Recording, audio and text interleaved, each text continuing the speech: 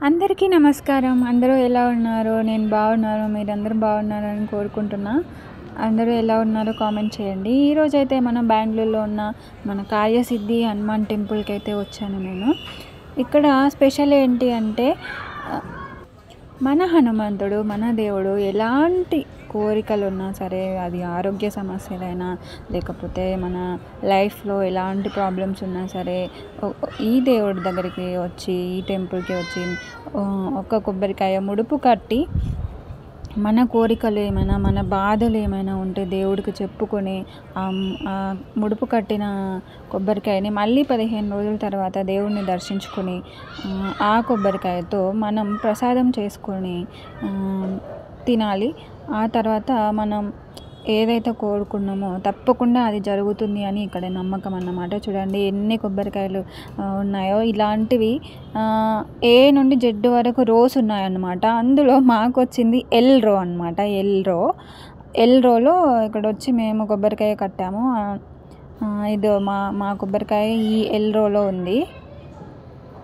అయితే ఇక్కడ ప్రాసెస్ ఏంటి అంటే యాక్చువల్గా ట్యూస్డే ఇంకా సాటర్డే ఎక్కువ మంది ఉంటారు. ఎందుకంటే అది దేవుడికి స్పెషల్ డే.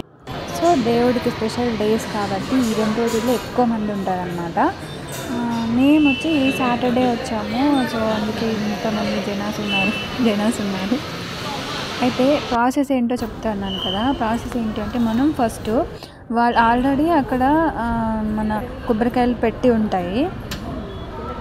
అందులో ఒకటి మనం సెలెక్ట్ చేసుకొని ఆ కొబ్బరికాయ తీసుకొని మనం వెళ్ళి క్యూలో నిల్చుంటే వాళ్ళు మనకి ఒక కొబ్బరికాయకి 150 అనమాట. 2 అయితే 300 అలా ఉంటుంది.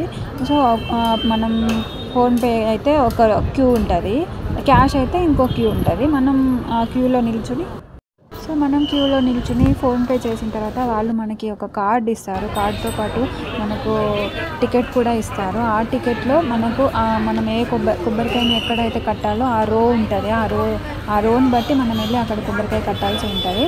అలాగే కార్డ్లో మనకి స్తోత్రం ఉంటుంది అన్నమాట. కార్యసిద్ధి హనుమాన్ స్తోత్రం.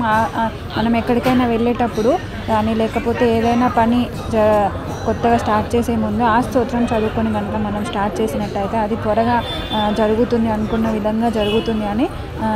తప్పకుండా జరుగుతుంది, ఎందుకంటే నా అనుభవంతో చెప్తున్నా. సో ఇది అన్నమాట ప్రాసెస్. లాస్ట్లో 15 డేస్ తర్వాత అయితే మనం ఏ కొబ్బరికాయ అయితే కట్టామో అది మళ్ళీ తీసుకెళ్ళి ప్రసాదం చేసుకోవాల్సి ఉంటుంది.